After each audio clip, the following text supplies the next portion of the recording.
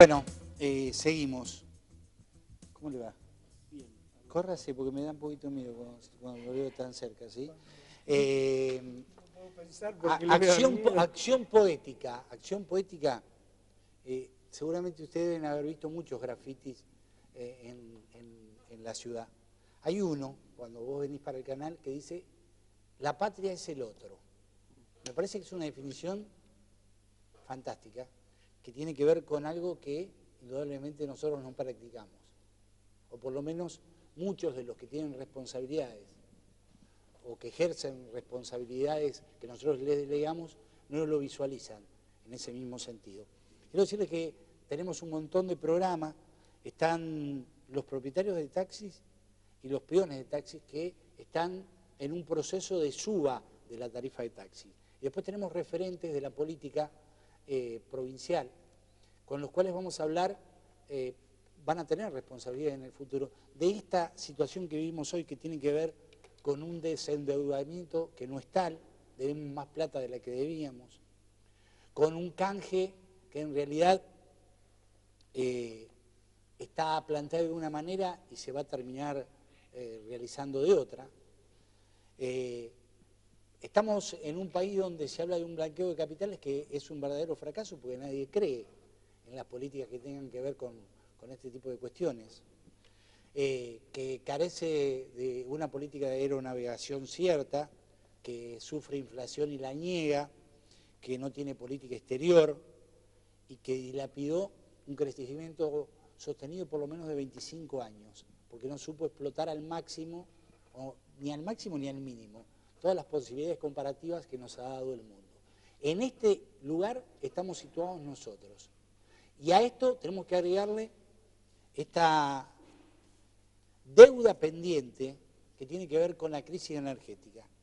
Laura Giumelli, que me está acompañando, escribió esto. Nuevamente salta a la primera plana mediática la crisis energética y la caída de reservas de hidrocarburos.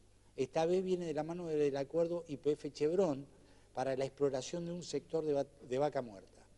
La situación que presenta el Gobierno Nacional e YPF denota la falta de estrategia en política hidrocarburífera nacional de los últimos 15 años y es largo, pero está muy bueno, nosotros mañana lo vamos a publicar. Me están acompañando precisamente Laura Giumelli y Juan Larrea, que es una persona que de este tema conoce muchísimo y por lo tanto teniendo o considerando este tema como clave en cuanto al desarrollo estratégico de cualquier país, estoy hablando de la energía, las peleas en el mundo son por la energía, por el agua, cada vez son menos por cuestiones jurisdiccionales, es por eso, por el agua y por la energía normalmente son las peleas en el mundo. Entonces me parece que está bueno saber a dónde estamos nosotros parados en relación a esto que tiene que ver con la reestatización de YPF, este acuerdo que ha hecho con Chevron y todo lo que se está haciendo en Vaca Muerta. Laura, un gusto. Te doy la posibilidad de que vos arranques con este bloque, ¿sí? Bueno, la crisis energética en la Argentina viene de la mano de años, según mi punto de vista, y ya no lo hago en carácter de mi trabajo habitual, sino como que he venido leyendo hace muchos años el tema. Arranca de un error que los argentinos sistemáticamente generamos y tiene que ver esencialmente con el hecho de creer de que solo tenemos que resguardar la fuente energética en nuestra propia casa, o sea, de que nosotros solo nos podemos nutrir de energía solo en la Argentina, mientras todos los países del mundo tengan o no disponibilidad de recursos energéticos, de fuentes de energía en su territorio, son proactivos en ir a controlar la fuente donde se encuentre. Basta ver la política, la geopolítica americana e inglesa en Medio Oriente para constatar esto. Nosotros sistemáticamente hemos considerado que la política de autoabastecimiento energético se limitaba a los confines de la Argentina. Esto hace una limitación en cuanto a recursos y hoy, frente a la situación que nos presenta, un tema riesgoso no solo en la disponibilidad de la energía, sino en el tema de precio. Claro. Porque la Argentina ha venido creciendo con precios de energía barata. La industria, la agroindustria hoy en día, y nosotros como consumidores, cada uno de nosotros nos hemos acostumbrado a tener un precio barato de energía. Los recursos no convencionales, la explotación de vaca muerta, si se pasa de recurso a reserva y se llega a explotar, estamos hablando de un gas que saldría en boca de pozo a $7 el millón de BTU, cuando hoy lo pagamos 2,30.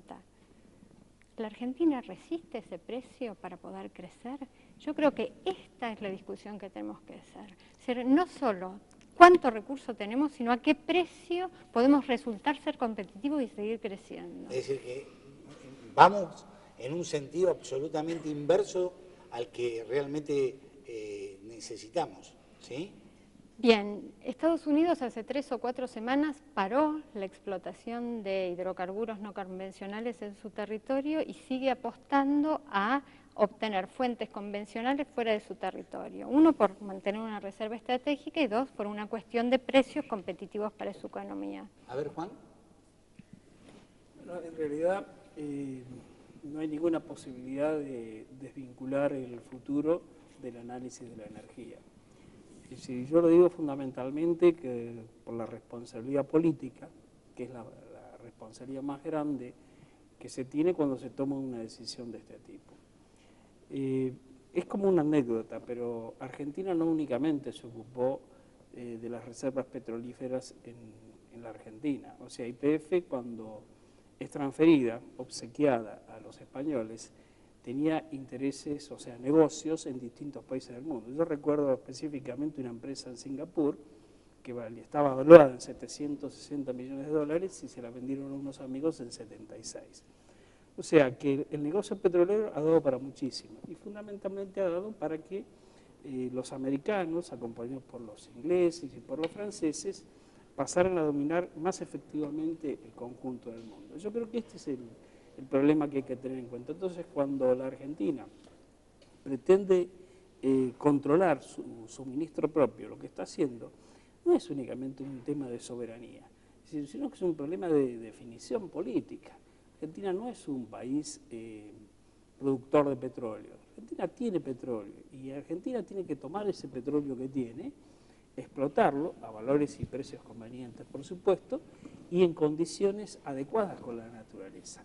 Desde el momento que el hombre camina arriba de la tierra, la modifica. O sea que el planteo ecologista abstracto no tiene sentido. Entonces, yo creo que el gobierno, primero, hizo bien en recuperar una parte de YPF. Segundo, hizo mal en no hacerlo antes. Tercero, hizo mal en no recuperarlo todo, porque tiene el control de la empresa, pero no tiene la empresa. Y segundo, o cuarto, mejor dicho, tener contratos, es decir, de carácter soberano, con empresas tipo multinacional, que es la que dispone de la tecnología, a nosotros no nos llama la atención. Ahí te estás refiriendo a Chevron. Por supuesto. Es decir, por ejemplo, PDVSA firmó contratos en el mes de abril de este año con Chevron, con Gazprom y con una de las petroleras chinas, porque en condiciones que le conviene. O sea, ese Estado controla. Lo que tiene que hacer el Estado argentino es controlar en qué condiciones la Chevron va a venir a resolver este tema. Y me parece bien algo que dijo Laura.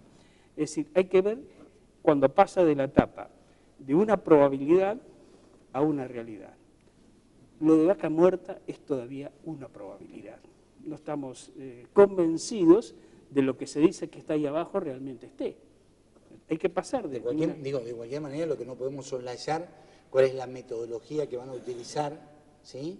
Es un tema tecnológico ese. Es decir, que realmente hay que tenerlo... no hay que saber nada con eso, digo. Yo a la vez... Pero hay que saber de eso. Yo digo, con seriedad me parece que quienes opinen sobre el fracking deben ser personas que conozcan o que estudien o se aboquen a estudiarlo. No se puede descartar el fracking. Yo he escuchado personas que estimo muchísimo, les tengo mucho respeto, como por ejemplo el mexicano John Saxe Fernández, que es un politólogo de primer nivel, y que está en contra del fracking.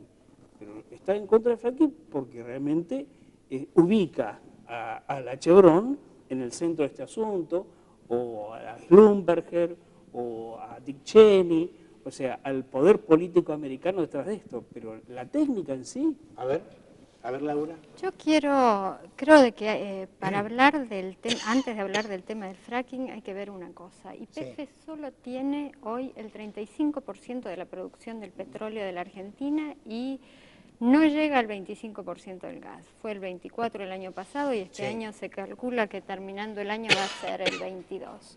O sea que cuando estamos pretendiendo, cuando hablamos de la política energética, estamos viendo menos de un tercio, o sea, la empresa que maneja menos de un tercio de la producción de petróleo, hay 50 empresas en la Argentina produciendo tanto petróleo como gas, como un cuarto del gas. ¿Y qué pasa con lo restante? ¿Para eso no hay política? Entonces, yo creo que una política tiene que estar base en establecer las reglas de juego que no están puestas. Desde el año 2000 que se intentó hacer la ley convenio, la famosa ley de hidrocarburos en el Senado de la Nación, quedó trunca y desde entonces no tenemos ley que englobe a las provincias productoras con las 5 cuencas que producen, con las otras 20 cuencas que están en exploración y que nunca pudieron salir de eso porque las incertidumbres políticas precisamente hacen que sean inviables la exploración de alto riesgo. Entonces creo que cuando uno habla de política energética tiene que ser realista. Lo que lleva adelante el gobierno con YPF, según mi criterio, no es la política energética. La política energética tiene que abarcar a todos los actores sectoriales y considerar que el gas, porque es el caso Loma de la Lata, en realidad Vaca Muerta es la formación geológica que abarca prácticamente toda la cuenca neuquina, que es una de las formaciones, está Los Molles, hay otras formaciones. Lo que se discute en el caso de YPF Chevron es un yacimiento, el yacimiento estrella que tuvo la Argentina en los 90, que fue Loma de la Lata, es parte de ese yacimiento de la Loma de la Lata, más Loma Campana, que serían 2 yacimientos de YPF. ¿Y el resto qué? Claro. ¿No hay política para eso? ¿No hay reglas de juego para poner? Yo creo que lo que tenemos que concentrarnos en poner reglas de juego y saber que todos las van a cumplir y no nos tenemos que olvidar, los recursos son de las provincias. Bueno, este es el tema. Los recursos serio, son ¿no? de la provincia, me parece que esa es la clave de toda esta historia, ¿no? Lo que yo quería plantear, el recurso no puede ser de la provincia, el recurso es un recurso estratégico, debe ser del pueblo de la nación, o sea que esto amerita, porque nosotros hemos planteado ya más de una vez, la necesidad de una reforma constitucional. O sea, el subsuelo es de la nación, debe volver a la nación, esto es fundamental. ¿Por qué? Entonces, yo no estoy de acuerdo. Yo no estoy de acuerdo. ¿Por un control político? No. ¿Qué control Además, político? ¿quién negocia? Perdóname, si todo el centralismo siempre ha sido negativo. No es así. Pero ¿cómo que no? ¿Quién defiende los intereses? ¿La provincia la de nación? Neuquén? No, digo, a ver, el gobierno nacional, si hay algo de lo que no se ocupa es de la prosperidad de la provincia, lo que quiere es tener a la provincia cautiva. Es ¿sí? muy conocido que las 7 hermanas, cualquiera de las 7 hermanas me refiero a las grandes empresas petroleras, particularmente las norteamericanas, han controlado y controlan un poder político que es más importante que más de una nación. Darle la posibilidad a una provincia que tenga, qué sé yo, 600.000 habitantes, de controlar lo que va a resolver los problemas de todo el país. ¿Y por qué no? ¿Puedo es así. hacer una...? No, el suceso de tener petróleo a ver, abajo de la tierra. El problema que planteó la Constitución del 94 es que escindió el sistema rentístico en la Argentina. La renta del subsuelo, o sea, el subsuelo es de uno, la renta del suelo es de la nación a través de los impuestos y la renta del subsuelo es de la provincia, con un agravante. Te dejo el criterio embretado con máximos a cobrar. En el caso de las mineras un 3% a través, y en el caso de las petroleras un 12%. Y sin ningún control. Y sin ningún control llevado adelante hasta el 94. Pero eso no es cierto, porque las provincias desde entonces a la fecha hoy tienen espectrómetros de masas que miden calidad en boca de pozo, un control de regalías. Todas las provincias que realmente son productoras han desarrollado sistemas de control porque les interesa en virtud de que están cerca y necesitan esa regalía para poder sobrevivir, sistemas de controles excelentes. Es decir, que las provincias están en condiciones de controlar y bien. Lo que no hay es la ley marco que unifica y no genere asimetrías entre las provincias. Y esa es la gran deuda que tenemos. No tenemos una política de Estado y una autoridad que evite estas asimetrías. Si hoy una provincia, como lo puede ser San Luis, Santiago del Estero, o tantas provincias que no son productores que podrían serlos con una agresiva y proactiva política de desarrollo de hidrocarburos, no pueden ser porque no están consideradas dentro del contexto. ¿Por qué? Porque no hay ley marco. La ley marco es del año 67 y tiene regalías fijas, cuando en todos los países del mundo no solo hay regalías móviles por productividad, sino que hay reglas para captar la renta energética por el lado de los gobiernos. Yo creo que es un problema político claro, no es un problema de mejor o peor administración, ni es un problema técnico, es una cuestión política. Es decir, la renta del subsuelo es una renta que tiene que ser administrada por el Estado, es decir, en beneficio de toda la nación. La renta minera, la renta petrolera, la renta de la pesca, la renta del espacio radioeléctrico, son todas responsabilidades del Estado nacional. Te metiste en un quilombo conmigo. Por supuesto. Porque porque precisamente si hay algo que yo no creo, es que precisamente la nación tenga la potestad. Te metiste en un lío. Tendría que haber olvidado, ahora te metiste en un lío. El tema de la libertad de expresión constitucionalmente, en cuanto a su regulación, le corresponde a las provincias.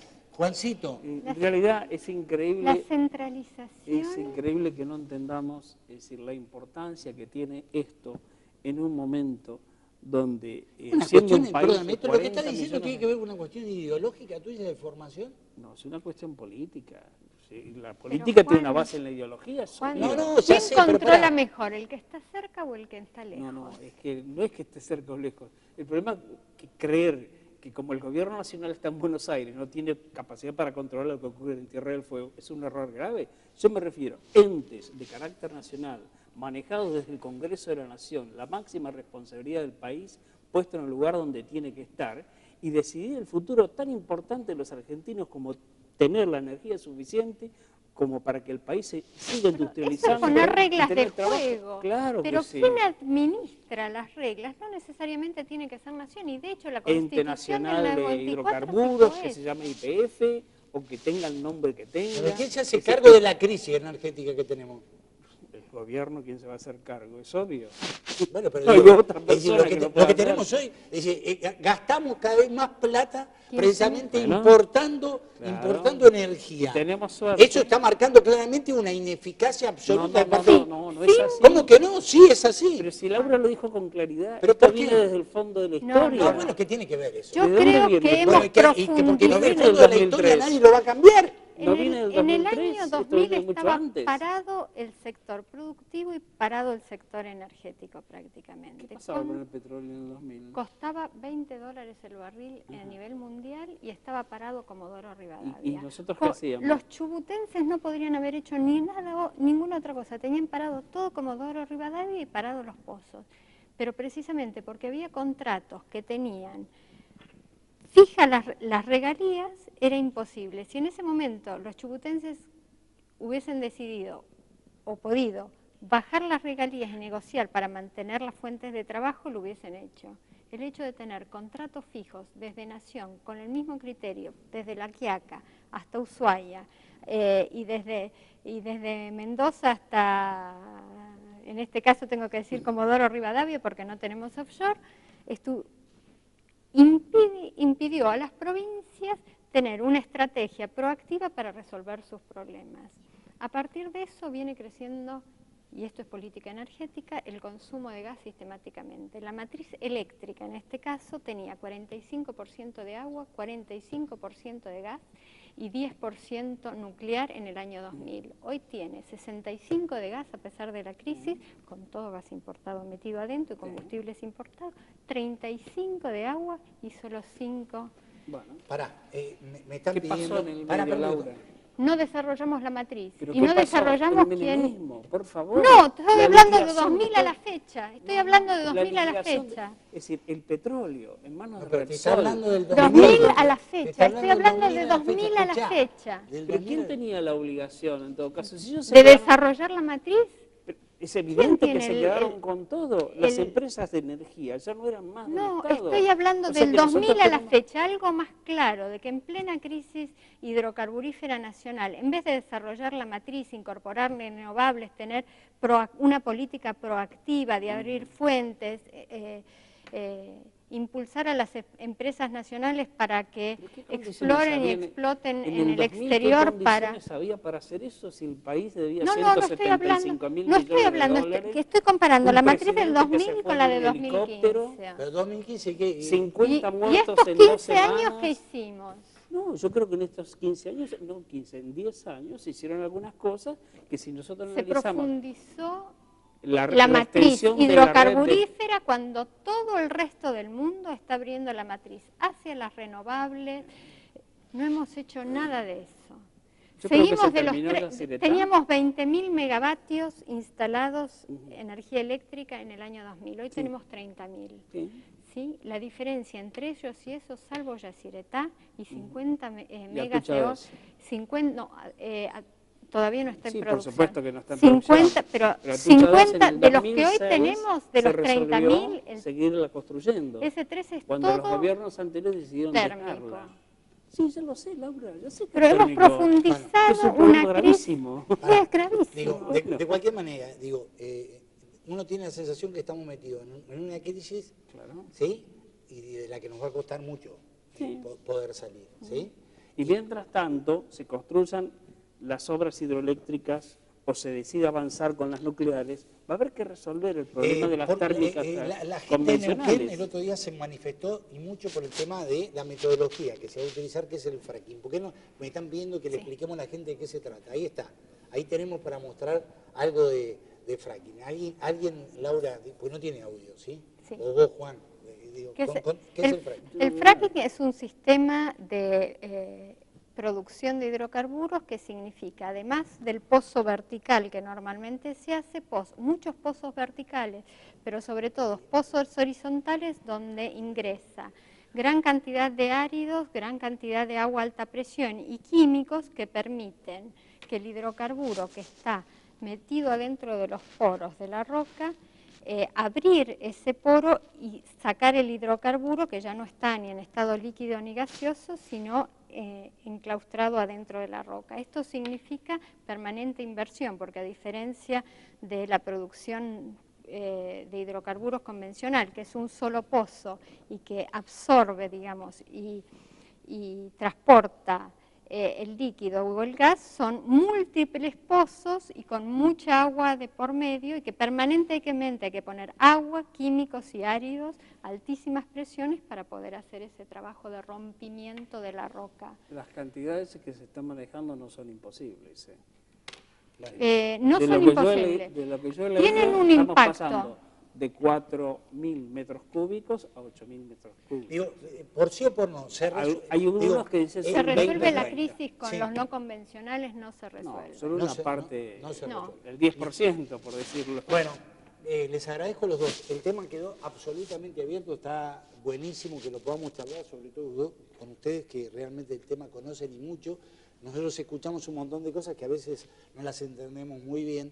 Lo que sí yo tengo claro, sin tener la capacidad que tienen ustedes para poder profundizar el tema, es que indudablemente nuestro país tiene un déficit enorme energético que nos lleva hoy un montón de plata y que como vamos, no lo vamos a resolver, lamentablemente.